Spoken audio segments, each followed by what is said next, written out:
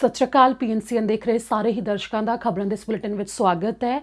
ਸ਼ੁਰੂਆਤ ਕਰਾਂਗੇ ਹੈਡਲਾਈਨਸ ਦੇ ਨਾਲ। ਪ੍ਰਧਾਨ ਮੰਤਰੀ ਜਸਟਿਨ ਟਰੂਡੋ ਨੇ ਅੱਜ ਵਿਦਿਆਰਥੀ ਤੇ ਨੌਜਵਾਨਾਂ ਨੂੰ ਕੀਤਾ ਸੰਬੋਧਨ। ਦੱਸਾਂਗੇ ਸਟੂਡੈਂਟਸ ਦੇ ਲਈ ਕੀ ਦਿੱਤਾ ਸੰਦੇਸ਼। ਇਮੀਗ੍ਰੇਸ਼ਨ ਵਿਭਾਗ ਨੇ ਅੱਜ ਐਕਸਪ੍ਰੈਸ ਐਂਟਰੀ ਤਹਿਤ PR ਦੇ ਲਈ ਭੇਜੇ ਇਨਵੀਟੇਸ਼ਨ। ਕੈਨੇਡਾ ਬਾਰਡਰ ਸਰਵਿਸਿਜ਼ ਅਧਿਕਾਰੀਆਂ ਨੇ ਟੀਕਿਆਂ ਦੀ ਸ਼ਿਪਮੈਂਟ ਆਉਣ ਤੇ ਦਿੱਤੀ ਜਾਣਕਾਰੀ।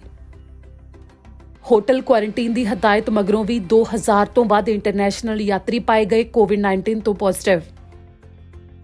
ਬ੍ਰਿਟਿਸ਼ ਕੋਲੰਬੀਆ ਵਿੱਚ ਪੇਡ ਸਿਕ ਲੀਵ ਦੇ ਲਈ ਸੋਧ ਤਾਂ ਓਨਟਾਰੀਓ ਸਰਕਾਰ ਨੇ 3 ਦਿਨ ਲਈ ਕਾਮਿਆਂ ਵਾਸਤੇ ਬਿਮਾਰ ਹੋਣ ਤੇ ਤਨਖਾਹ ਮਿਲਣ ਸੰਬੰਧੀ ਬਿੱਲ ਕੀਤਾ ਪੇਸ਼। ਓਨਟਾਰੀਓ ਲੇਕ ਵਿੱਚ ਸੰਤਰੀ ਰੰਗ ਦੀਆਂ ਬੋਤਲਾਂ ਛੱਡੀਆਂ ਗਈਆਂ। ਦੱਸਾਂਗੇ ਇਸ ਦੇ ਪਿੱਛੇ ਕੀ ਹੈ ਕਾਰਨ। ਇਸ ਤਰ੍ਹਾਂ ਹੁਣ ਬੁਲੇਟਿਨ ਦੀ ਸ਼ੁਰੂਆਤ ਕਰਦੇ ਹਾਂ। ਸਭ ਤੋਂ ਪਹਿਲਾਂ ਤੁਹਾਨੂੰ ਦੱਸਾਂਗੇ ਕਿ ਪ੍ਰਧਾਨ ਮੰਤਰੀ ਜਸਟਿਨ ਟਰੂਡੋ ਨੇ ਅੱਜ ਕੀ ਕਿਹਾ ਹੈ।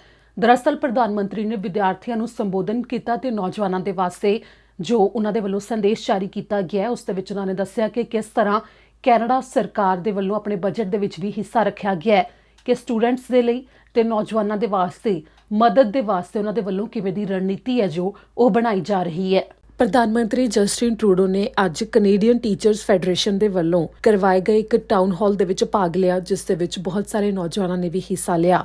ਦੇਸ਼ ਭਰ ਤੋਂ ਵਿਦਿਆਰਥੀ ਤੇ ਹੋਰ ਨੌਜਵਾਨ ਇਸ ਦੇ ਵਿੱਚ ਮੌਜੂਦ ਸਨ। ਵਰਚੁਅਲ ਇਹ ਬੈਠਕ ਕਰਵਾਈ ਗਈ, ਜਿਸ ਦੇ ਵਿੱਚ ਪ੍ਰਧਾਨ ਮੰਤਰੀ ਜਸਟਿਨ ਟਰੂਡੋ ਤੇ ਵਿੱਤ ਮੰਤਰੀ ਕ੍ਰਿਸਟੀਆ ਫਰੀਲੈਂਡ ਵੀ ਮੌਜੂਦ ਸਨ। ਇਸ ਦੌਰਾਨ ਪ੍ਰਧਾਨ ਮੰਤਰੀ ਜਸਟਿਨ ਟਰੂਡੋ ਨੇ ਖਾਸ ਤੌਰ ਦੇ ਉੱਤੇ ਵਿਦਿਆਰਥੀਆਂ ਦੇ ਲਈ ਆਪਣਾ ਸੰਦੇਸ਼ ਜਾਰੀ ਕੀਤਾ, ਜਿਸ ਦੌਰਾਨ ਪ੍ਰਧਾਨ ਮੰਤਰੀ ਨੇ ਕਿਹਾ ਕਿ ਉਹਨਾਂ ਨੇ ਦੇਸ਼ ਭਰ ਤੋਂ ਕਈ ਵਿਦਿਆਰਥੀਆਂ ਤੇ ਅਧਿਆਪਕਾਂ ਦੇ ਨਾਲ ਅੱਜ ਸਮਾਂ ਬਤੀਤ ਕੀਤਾ, ਜਿਸ ਤੋਂ ਬਾਅਦ ਉਹਨਾਂ ਨੇ ਵਿਦਿਆਰਥੀਆਂ ਦਾ ਧੰਨਵਾਦ ਵੀ ਕੀਤਾ ਕਿ ਉਹਨਾਂ ਨੇ ਇਸ ਬੈਠਕ ਦੇ ਵਿੱਚ ਹਿੱਸਾ ਲਿਆ। ਜਿਸ ਤੋਂ ਬਾਅਦ ਉਹਨਾਂ ਨੇ ਕਿਹਾ ਕਿ ਵਿਦਿਆਰਥੀਆਂ ਦੇ ਵੱਲੋਂ ਦੱਸੇ ਜਾਂਦੇ ਤਰੀਕੇ ਉਹਨਾਂ ਨੂੰ ਅੱਗੇ ਵਧਣ ਦੇ ਵਿੱਚ ਸਹਾਇਤਾ ਕਰਦੇ ਨੇ ਤੇ ਨਾਲ ਹੀ ਅਧਿਆਪਕਾਂ ਨੂੰ ਕਿਹਾ ਕਿ ਉਹ ਉਹਨਾਂ ਦਾ ਧੰਨਵਾਦ ਕਰਨਾ ਚਾਹੁੰਦੇ ਨੇ ਕਿ ਉਹ ਜਿਸ ਤਰ੍ਹਾਂ ਉਹ ਪਿਛਲੇ ਸਾਲ ਤੋਂ ਲਗਾਤਾਰ ਕੰਮ ਕਰਦੇ ਆ ਰਹੇ ਨੇ ਇਸ ਮਹਾਮਾਰੀ ਦੇ ਦੌਰਾਨ ਵੀ, ਜਿਸ ਲਈ ਉਹਨਾਂ ਨੇ ਖਾਸ ਤੌਰ ਦੇ ਉੱਤੇ ਨੌਜਵਾਨਾਂ ਤੇ ਵਿਦਿਆਰਥੀਆਂ ਦੇ ਵਾਸਤੇ ਇੱਕ ਹੋਰ ਸੰਦੇਸ਼ ਦਿੱਤਾ ਕਿ ਬਜਟ 2021 ਵਿੱਚ ਉਹਨਾਂ ਦੇ ਵਾਸਤੇ ਇੱਕ ਖਾਸ ਹਿੱਸਾ ਰੱਖਿਆ ਗਿਆ ਹੈ, ਜਿਸ ਦੇ ਵਿੱਚ ਉਹਨਾਂ ਨੇ ਕਿਹਾ ਕਿ ਉਹ ਸਮਝਦੇ ਨੇ ਕਿ ਵਿਦਿਆਰਥੀਆਂ ਨੇ ਇਸ ਮਹਾਮਾਰੀ ਦੇ ਦੌਰਾਨ ਆਪਣਾ ਇੱਕ ਬਹੁਤ ਵਧੀਆ ਸਮਾਂ ਖੋਇਆ ਹੈ, ਜਿਸ ਦੇ ਵਾਸਤੇ ਪ੍ਰਧਾਨ ਮੰਤਰੀ ਨੇ ਕਿਹਾ ਕਿ ਕੈਨੇਡਾ ਸਰਕਾਰ ਸਟੂਡੈਂਟ ਗ੍ਰਾਂਟਸ ਨੂੰ ਅਗਲੇ 2 ਸਾਲ ਤੱਕ ਦੁੱਗਣਾ ਕਰੇਗੀ, ਜਿਸ ਦੇ ਨਾਲ ਲੱਖਾਂ ਵਿਦਿਆਰਥੀਆਂ ਨੂੰ ਉਹਨਾਂ ਦੀ ਟਿਊਸ਼ਨ ਫੀਸ, ਸਕੂਲ ਦੀਆਂ ਸਪਲਾਈਜ਼ ਲਿਆਉਣ ਤੇ ਨਾਲ ਹੀ ਰਹਿਣ ਦੇ ਖਰਚੇ ਨਾਲ ਸੰਬੰਧਿਤ ਮਦਦ ਮਿਲੇਗੀ। ਜਿਸ ਦੇ ਵਾਸਤੇ ਉਹਨਾਂ ਨੇ ਕਿਹਾ ਕਿ ਉਹ ਵਿਦਿਆਰਥੀ ਜਿਹੜੇ ਕਿ ਡਿਸੇਬਲ ਵੀ ਨੇ ਉਹਨਾਂ ਦੇ ਵਾਸਤੇ ਹੋਰ ਜ਼ਿਆਦਾ ਮਦਦ ਦਿੱਤੀ ਜਾਵੇਗੀ। ਜਿਸ ਲਈ ਉਹਨਾਂ ਨੇ ਕਿਹਾ ਕਿ ਜੇਕਰ ਕੋਈ ਵੀ ਵਿਦਿਆਰਥੀ ਹੈ ਤਾਂ ਉਹ ਇੱਕ ਗੱਲ ਧਿਆਨ ਦੇ ਵਿੱਚ ਰੱਖੇ ਕਿ ਕੈਨੇਡਾ ਸਰਕਾਰ ਉਹਨਾਂ ਦੇ ਨਾਲ ਹੈ। ਕੈਨੇਡਾ ਭਰ ਦੇ ਵਿਦਿਆਰਥੀਆਂ ਦੇ ਵਾਸਤੇ ਪ੍ਰਧਾਨ ਮੰਤਰੀ ਜਸਟਿਨ ਟਰੂਡੋ ਨੇ ਅੱਜ ਇਹ ਸੰਦੇਸ਼ ਜਾਰੀ ਕੀਤਾ। ਇਸ ਤਰ੍ਹਾਂ ਲਈ ਅਗਲੀ ਖਬਰ ਹੈ ਕਿ ਇਮੀਗ੍ਰੇਸ਼ਨ ਵਿਭਾਗ ਨੇ ਅੱਜ PNP ਅਪਰੂਵਲ ਵਾਲਿਆਂ ਵਾਸਤੇ ਐਕਸਪ੍ਰੈਸ ਐਂਟਰੀ ਦਾ ਡਰਾਅ ਕੱਢਿਆ ਤੇ ਇਸ ਡਰਾਅ ਦੇ ਵਿੱਚ ਕਿੰਨਿਆਂ ਨੂੰ PR ਦੇ ਵਾਸਤੇ ਇਨਵੀਟੇਸ਼ਨ ਗਏ ਨੇ ਤੇ ਕਿੰਨਾ ਰਿਹਾ ਘੱਟੋ ਘੱਟ ਸਕੋਰ, ਉਸ ਦੇ ਬਾਰੇ ਤੁਹਾਨੂੰ ਜਾਣਕਾਰੀ ਦੇਵਾਂਗੇ। ਕੈਨੇਡਾ ਦੇ ਇਮੀਗ੍ਰੇਸ਼ਨ ਵਿਭਾਗ ਨੇ ਅੱਜ 381 ਵਿਅਕਤੀਆਂ ਨੂੰ ਐਕਸਪ੍ਰੈਸ ਐਂਟਰੀ ਤਹਿਤ PR ਦੇ ਲਈ ਇਨਵੀਟੇਸ਼ਨ ਭੇਜੇ ਨੇ।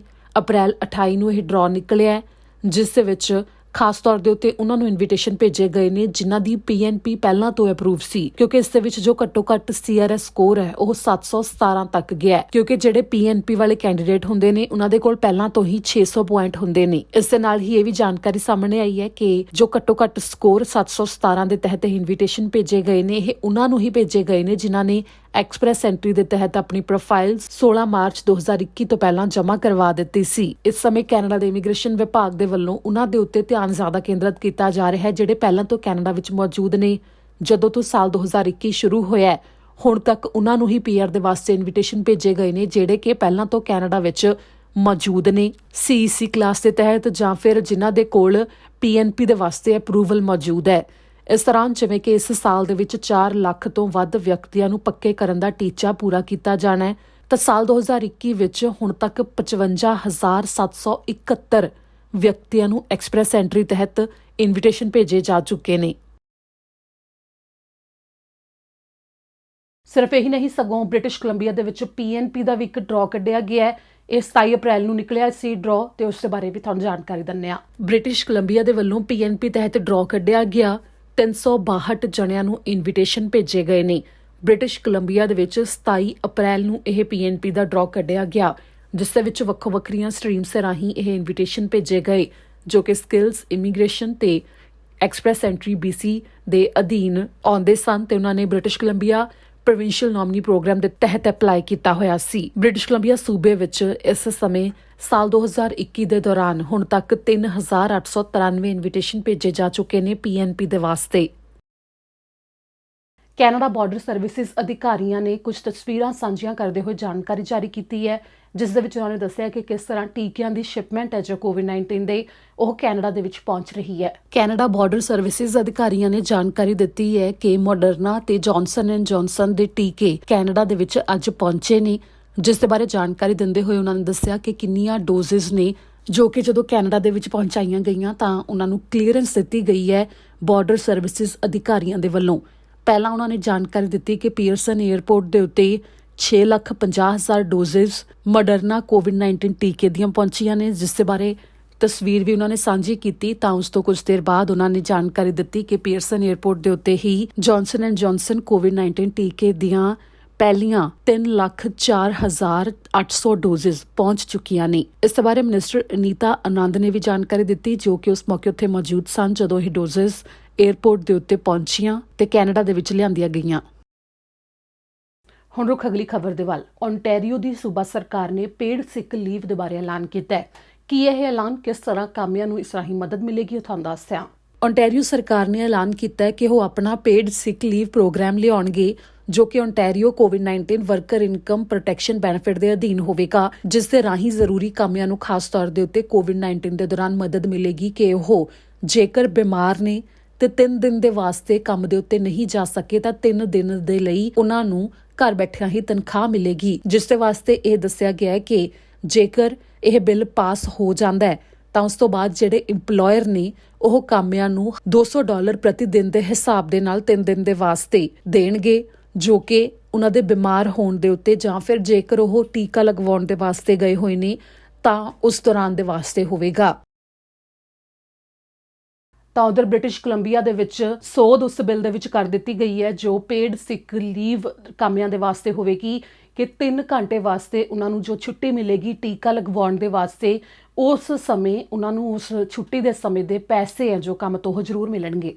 ਬ੍ਰਿਟਿਸ਼ ਕੋਲੰਬੀਆ ਦੇ ਵਿੱਚ ਜੋ ਕਾਮੇ ਨੇ ਉਹਨਾਂ ਨੂੰ ਹੁਣ 3 ਘੰਟੇ ਤੱਕ ਪੇਡ ਲੀਵ ਉਸ ਸਮੇਂ ਮਿਲੇਗੀ ਜਦੋਂ ਉਹ ਕੋਵਿਡ-19 ਦਾ ਟੀਕਾ ਲਗਵਾਉਣ ਦੇ ਵਾਸਤੇ ਗਏ ਹੋਣਗੇ, ਜਿਸ ਦੇ ਬਾਰੇ ਬ੍ਰਿਟਿਸ਼ ਕੋਲੰਬੀਆ ਦੇ ਲੇਬਰ ਮਿਨਿਸਟਰ ਹੈਰੀ ਬੈਂਸ ਦੇ ਵੱਲੋਂ ਇਸ ਦੇ ਬਾਰੇ ਜਾਣਕਾਰੀ ਦਿੱਤੀ ਗਈ ਹੈ, ਜਿਨ੍ਹਾਂ ਨੇ ਕਿਹਾ ਕਿ ਇੰਪਲੋਇਮੈਂਟ ਸਟੈਂਡਰਡਸ ਐਕਟ ਦੇ ਵਿੱਚ ਸੋਧ ਕੀਤੀ ਗਈ ਹੈ, ਜਿਸ ਨੂੰ ਲਾਗੂ ਵੀ ਕਰ ਦਿੱਤਾ ਗਿਆ ਹੈ, ਜੋ ਕਿ ਅਪ੍ਰੈਲ 19 ਤੋਂ ਲਾਗੂ ਹੈ। ਇਸ ਦੌਰਾਨ ਜਦੋਂ ਜਾਣਕਾਰੀ ਦਿੱਤੀ ਗਈ ਹੈ ਤਾਂ ਦੱਸਿਆ ਗਿਆ ਹੈ ਕਿ ਚਾਹੇ ਫੁੱਲ ਟਾਈਮ ਕਾਮੇ ਹੋਣ ਚਾਹੇ ਪਾਰਟ ਟਾਈਮ ਕਾਮੇ ਹੋਣ, ਸਾਰਿਆਂ ਨੂੰ ਇਸ ਦਾ ਫਾਇਦਾ ਮਿਲੇਗਾ ਕਿ ਜਦੋਂ ਉਹ ਟੀਕਾ ਲਗਵਾਉਣ ਦੇ ਵਾਸਤੇ ਗਏ ਹੋਣਗੇ ਤਾਂ 3 ਘੰਟੇ ਉਹਨਾਂ ਨੂੰ ਕੰਮ ਦੇ ਉੱਤੇ ਨਾ ਆਉਣ ਦੇ ਵੀ ਪੈਸੇ ਮਿਲਣਗੇ, ਜਿਸ ਦੇ ਲਈ ਦੱਸਿਆ ਗਿਆ ਹੈ ਕਿ 3 ਘੰਟੇ ਦੀ ਪੇਡ ਲੀਵ ਹੈ ਜੋ ਇਹ ਫੈਸਲਾ ਲਿਆ ਗਿਆ ਹੈ ਬ੍ਰਿਟਿਸ਼ ਕੋਲੰਬੀਆ ਦੇ ਇਮਿਊਨਾਈਜੇਸ਼ਨ ਪਲਾਨ ਦਾ ਹਿੱਸਾ ਹੈ, ਜਿਸ ਦੇ ਬਾਰੇ ਉਹਨਾਂ ਨੇ ਜਾਣਕਾਰੀ ਦਿੱਤੀ ਹੈ ਤਾਂ ਕਿ ਬ੍ਰਿਟਿਸ਼ ਕੋਲੰਬੀਅਨਸ ਬਿਨਾਂ ਕਿਸੇ ਫਿਕਰ ਤੋਂ ਆਪਣੀ ਵਾਰੀ ਆਉਣ ਦੇ ਉੱਤੇ ਜਾ ਕੇ ਟੀਕਾ ਲਗਵਾ ਕੇ ਆ ਸਕਣ ਤੇ ਉਹਨਾਂ ਦੀ ਕਮਾਈ ਦੇ ਉੱਤੇ ਵੀ ਅਸਰ ਨਾ ਪਵੇ। ਕੋਵਿਡ-19 ਹੋਰ ਜ਼ਿਆਦਾ ਨਾ ਫੈਲੇ, ਇਸੇ ਨੂੰ ਲੈ ਕੇ ਵੱਖੋ ਵੱਖਰੀਆਂ ਹਦਾਇਤਾਂ ਲਾਗੂ ਕੀਤੀਆਂ ਜਾਂਦੀਆਂ ਨੇ। ਹੋਟਲ ਕੁਆਰੰਟਾਈਨ ਦੀ ਹਦਾਇਤ ਵੀ ਕੁਝ ਇਸੇ ਕਰਕੇ ਲਾਗੂ ਕੀਤੀ ਗਈ ਸੀ ਕਿ ਕੋਵਿਡ-19 ਦਾ ਟੈਸਟ ਉਹਨਾਂ ਯਾਤਰੀਆਂ ਦਾ ਹੋਵੇ ਜਿਹੜੇ ਕੈਨੇਡਾ ਵਿੱਚ ਆਉਂਦੇ ਨੇ ਪਹਿਲਾਂ, ਤੇ ਫਿਰ ਉਸ ਤੋਂ ਬਾਅਦ ਜਦੋਂ ਤੱਕ ਉਹਨਾਂ ਦੀ ਰਿਪੋਰਟ ਨਹੀਂ ਆ ਜਾਂਦੀ ਉਦੋਂ ਤੱਕ ਉਹ ਜੋ ਆਪਣੇ ਘਰ ਦੇ ਵਿੱਚ ਜਿੱਥੇ ਉਹਨਾਂ ਨੇ 14 ਦਿਨ ਦਾ ਪੂਰਾ ਆਪਣਾ ਕੁਆਰੰਟਾਈਨ ਕਰਨਾ ਉੱਥੇ ਨਾ ਜਾਣ। ਤੇ ਇਸੇ ਨੂੰ ਲੈ ਕੇ ਹੁਣ ਜਾਣਕਾਰੀ ਸਾਹਮਣੇ ਆਈ ਕਿ ਜਦੋਂ ਤੋਂ ਇਹ ਹਦਾਇਤ ਲਾਗੂ ਹੋਈ ਹੈ 2000 ਤੋਂ ਵੱਧ ਇੰਟਰਨੈਸ਼ਨਲ ਯਾਤਰੀ ਕੈਨੇਡਾ ਵਿੱਚ ਅਜਿਹੇ ਪਹੁੰਚੇ ਜਿਨ੍ਹਾਂ ਨੂੰ ਕੋਵਿਡ-19 ਤੋਂ ਪੋਜ਼ਿਟਿਵ ਪਾਇਆ ਗਿਆ। ਕੈਨੇਡਾ ਤੋਂ ਅਧਿਕਾਰੀਆਂ ਨੇ ਜਾਣਕਾਰੀ ਦਿੱਤੀ ਹੈ ਕਿ ਜਦੋਂ ਤੋਂ ਹੋਟਲ ਕੁਆਰੰਟਾਈਨ ਦੀ ਹਦਾਇਤ ਸ਼ੁਰੂ ਹੋਈ ਹੈ ਉਦੋਂ ਤੋਂ ਹੁਣ ਤੱਕ 2000 ਤੋਂ ਜ਼ਿਆਦਾ ਵਿਅਕਤੀ ਜੋ ਕਿ ਇੰਟਰਨੈਸ਼ਨਲ ਟਰੈਵਲ ਕਰਕੇ ਕੈਨੇਡਾ ਦੇ ਵਿੱਚ ਦਾਖਲ ਹੋਏ ਉਹਨਾਂ ਨੂੰ ਕੋਵਿਡ-19 ਤੋਂ ਪੋਜ਼ਿਟਿਵ ਪਾਇਆ ਜਾ ਚੁੱਕਿਆ ਹੈ। ਨਾ ਸਿਰਫ ਉਹ ਕੋਵਿਡ-19 ਤੋਂ ਪੋਜ਼ਿਟਿਵ ਪਾਏ ਗਏ, ਸਗੋਂ ਜਿਹੜੇ ਵੱਖੋ ਵੱਖਰੇ ਵੇਰੀਐਂਟ ਨੇ ਜੋ ਕਾਫੀ ਜ਼ਿਆਦਾ ਤੇਜ਼ੀ ਨਾਲ ਫੈਲਦੇ ਨੇ ਉਹਨਾਂ ਤੋਂ ਵੀ ਕਈਆਂ ਨੂੰ ਪੀੜਤ ਪਾਇਆ ਗਿਆ। Public health agency of Canada ਨੇ ਇਸ ਦੇ ਬਾਰੇ ਜਾਣਕਾਰੀ ਦਿੱਤੀ ਤੇ ਇਹਨਾਂ ਅੰਕੜਿਆਂ ਦੇ ਨਾਲ ਫੈਡਰਲ ਸਰਕਾਰ ਦੇ ਉੱਤੇ ਕਾਫੀ ਦਬਾਅ ਬਣਿਆ ਕਿ ਉਹ ਹੋਰ ਜ਼ਿਆਦਾ ਨਵੇਂ ਕਦਮ ਚੁੱਕਣ ਕੋਵਿਡ-19 ਨੂੰ ਰੋਕਣ ਦੇ ਵਾਸਤੇ, ਜੋ ਇਸ ਦੇ ਵੱਖੋ ਵੱਖਰੇ ਵੇਰੀਐਂਟ ਕੁਝ ਇਸ ਤਰ੍ਹਾਂ ਇੰਟਰਨੈਸ਼ਨਲ ਬਾਰਡਰ ਦੇ ਰਾਹੀਂ ਕੈਨੇਡਾ ਦੇ ਵਿੱਚ ਆ ਰਹੇ ਨੇ। ਤਾਂ ਇਸ ਦੌਰਾਨ ਜਦੋਂ ਅੰਕੜੇ ਸਾਂਝੇ ਕੀਤੇ ਗਏ ਨੇ ਤਾਂ ਉਸ ਦੇ ਵਿੱਚ ਦੱਸਿਆ ਗਿਆ ਹੈ ਕਿ ਫਰਵਰੀ 22 ਜਦੋਂ ਹੋਟਲ ਕੁਆਰੰਟਾਈਨ ਦੀ ਹਦਾਇਤ ਸ਼ੁਰੂ ਹੋਈ ਸੀ ਉਦੋਂ ਤੋਂ ਅਪ੍ਰੈਲ 11 ਤੱਕ 2018 ਅਜਿਹੇ ਯਾਤਰੀ ਪਾਏ ਜਾ ਚੁੱਕੇ ਨੇ ਜਿਨ੍ਹਾਂ ਨੂੰ ਕੋਵਿਡ-19 ਤੋਂ ਪੋਜ਼ਿਟਿਵ ਪਾਇਆ ਗਿਆ, ਜੋ ਟੈਸਟ ਉਹਨਾਂ ਦੇ ਕੈਨੇਡਾ ਵਿੱਚ ਪਹੁੰਚਣ ਤੇ ਹੋਏ ਸਨ। ਇੱਥੇ ਇਹ ਵੀ ਹੈ ਕਿ ਜਿੰਨੇ ਵੀ ਯਾਤਰੀ ਆ ਰਹੇ ਸਨ ਉਹਨਾਂ ਨੂੰ ਕੈਨੇਡਾ ਵਿੱਚ ਐਂਟਰੀ ਤਾਂ ਹੀ ਮਿਲ ਰਹੀ ਸੀ ਜੇਕਰ ਉਹ ਆਪਣੇ ਦੇਸ਼ ਤੋਂ 72 ਘੰਟੇ ਦੇ ਵਿੱਚ ਕਰਵਾਏ ਗਏ ਕੋਵਿਡ-19 ਦੇ ਟੈਸਟ ਦੀ ਰਿਪੋਰਟ ਜੋ ਨੈਗੇਟਿਵ ਹੋਵੇ ਨਾਲ ਲੈ ਕੇ ਆਉਂਦੇ ਸੀ। ਪਰ ਫਿਰ ਵੀ ਉਹਨਾਂ ਨੂੰ ਕੋਵਿਡ-19 ਤੋਂ ਪੋਜ਼ਿਟਿਵ ਪਾਇਆ ਗਿਆ ਕੈਨੇਡਾ ਦੇ ਵਿੱਚ। ਇਸ ਦੌਰਾਨ ਸਿਹਤ ਏਜੰਸੀ ਨੇ ਦੱਸਿਆ ਕਿ ਜੋ ਯਾਤਰੀ ਕੈਨੇਡਾ ਵਿੱਚ ਪਹੁੰਚਣ ਦੇ ਉੱਤੇ ਕੋਵਿਡ-19 ਤੋਂ ਪੋਜ਼ਿਟਿਵ ਪਾਏ ਗਏ, ਇਹ ਅੰਕੜਾ ਜਿੰਨੇ ਵੀ ਇੰਟਰਨੈਸ਼ਨਲ ਯਾਤਰੀ ਕੈਨੇਡਾ ਵਿੱਚ ਦਾਖਲ ਹੋਏ ਉਹਨਾਂ ਦਾ 1% ਹੈ। ਇਸ ਦੌਰਾਨ ਜਾਣਕਾਰੀ ਦਿੱਤੀ ਗਈ ਹੈ ਕਿ 22 ਅਪ੍ਰੈਲ ਤੱਕ 557 ਵਿਅਕਤੀ ਅਜਿਹੇ ਪਾਏ ਜਾ ਚੁੱਕੇ ਨੇ ਜਿਨ੍ਹਾਂ ਨੂੰ ਕੋਵਿਡ-19 ਤੋਂ ਪੋਜ਼ਿਟਿਵ ਤਾਂ ਪਾਇਆ ਹੀ ਗਿਆ, ਸਗੋਂ ਅਜਿਹੇ ਵੇਰੀਐਂਟਸ ਤੋਂ ਉਹਨਾਂ ਨੂੰ ਪੋਜ਼ਿਟਿਵ ਪਾਇਆ ਗਿਆ ਜਿਹੜੇ ਕਿ ਚਿੰਤਾ ਦਾ ਵਿਸ਼ਾ ਨੇ, ਜਿਨ੍ਹਾਂ ਵਿੱਚੋਂ 518 ਨੂੰ ਉਸ ਵੇਰੀਐਂਟ ਤੋਂ ਪੋਜ਼ਿਟਿਵ ਪਾਇਆ ਗਿਆ ਜੋ ਯੂਕੇ ਦੇ ਵਿੱਚ ਫੈਲਿਆ ਸੀ ਤੇ 27 ਜਣਿਆਂ ਨੂੰ ਉਸ ਵੇਰੀਐਂਟ ਤੋਂ ਪੀੜਤ ਪਾਇਆ ਗਿਆ ਜਿਹੜਾ ਕਿ ਸਭ ਤੋਂ ਪਹਿਲਾਂ ਸਾਊਥ ਅਫਰੀਕਾ 'ਚ ਪਛਾਣਿਆ ਗਿਆ ਸੀ ਤੇ 12 ਵਿਅਕਤੀ ਅਜਿਹੇ ਸਨ ਉਹਨਾਂ ਨੂੰ ਅਜਿਹੇ ਵੇਰੀਐਂਟ ਤੋਂ ਪੋਜ਼ਿਟਿਵ ਪਾਇਆ ਗਿਆ ਜਿਹੜਾ ਕਿ ਸਭ ਤੋਂ ਪਹਿਲਾਂ ਬ੍ਰਾਜ਼ੀਲ 'ਚ ਪਛਾਣਿਆ ਗਿਆ ਸੀ। ਜਿਸ ਤੋਂ ਬਾਅਦ ਮਾਹਰਾਂ ਦਾ ਕਹਿਣਾ ਹੈ ਕਿ ਬਾਰਡਰ ਦੇ ਉੱਤੇ ਸਖਤਾਈ ਕੀਤੀ ਜਾਣ ਦੀ ਅਹਿਮ ਲੋੜ ਹੈ ਤੇ ਇਸੇ ਨੂੰ ਲੈ ਕੇ ਜੋ ਨਵੇਂ ਕਦਮ ਵੀ ਚੁੱਕੇ ਜਾ ਰਹੇ ਨੇ। ਇਸ ਨਾਲ ਹੀ ਹੁਣ ਅਗਲੀ ਖਬਰ ਦੇ ਵੱਲ ਰੁਖ ਕਰਦੇ ਹਾਂ। ਲੇਕ ਆਫ ਓਨਟਾਰੀਓ ਦੇ ਵਿੱਚ ਸੰਤਰੀ ਰੰਗ ਦੀਆਂ ਬੋਤਲਾਂ ਤੈਰਦੀਆਂ ਹੋਈਆਂ ਦਿਖਾਈ ਦੇ ਰਹੀਆਂ ਨੇ। ਦਰਅਸਲ ਇਹ ਬੋਤਲਾਂ ਇੱਕ ਰਿਸਰਚ ਦੇ ਵਜੋਂ ਛੱਡੀਆਂ ਗਈਆਂ ਨੇ ਪਾਣੀ ਦੇ ਵਿੱਚ, ਜਿਨ੍ਹਾਂ ਦੇ ਵਿੱਚ GPS ਟਰੈਕਰ ਵੀ ਲੱਗੇ ਹੋਏ ਨੇ ਤੇ ਯੂਨੀਵਰਸਿਟੀ ਆਫ ਟੋਰਾਂਟੋ ਦੇ ਵੱਲੋਂ ਇੱਕ ਪ੍ਰੋਗਰਾਮ ਦੇ ਉੱਤੇ ਕੰਮ ਕੀਤਾ ਜਾ ਰਿਹਾ ਹੈ ਜਿਸ ਨੂੰ ਕਿ ਟੈਗਿੰਗ ਟਰੈਸ਼ ਦਾ ਨਾਮ ਦਿੱਤਾ ਗਿਆ ਹੈ।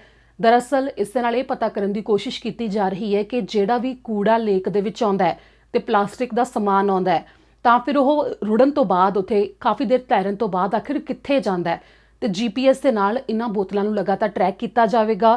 20 ਬੋਤਲਾਂ ਨੇ ਇਹ ਜੋ ਲੇਕ ਦੇ ਵਿੱਚ ਛੱਡੀਆਂ ਗਈਆਂ ਨੇ, ਖਾਸ ਸਟੱਡੀ ਕੀਤੀ ਜਾ ਰਹੀ ਹੈ।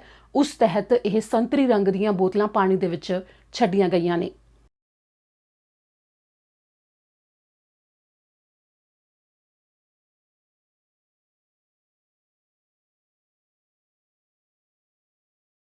ਅੱਜ ਦੇ ਇਸ ਬੁਲੇਟਿਨ ਵਿੱਚ ਇੰਨਾ ਹੀ। ਮੈਨੂੰ ਦਿਓ ਇਜਾਜ਼ਤ। ਸਤਿ ਸ਼੍ਰੀ ਅਕਾਲ।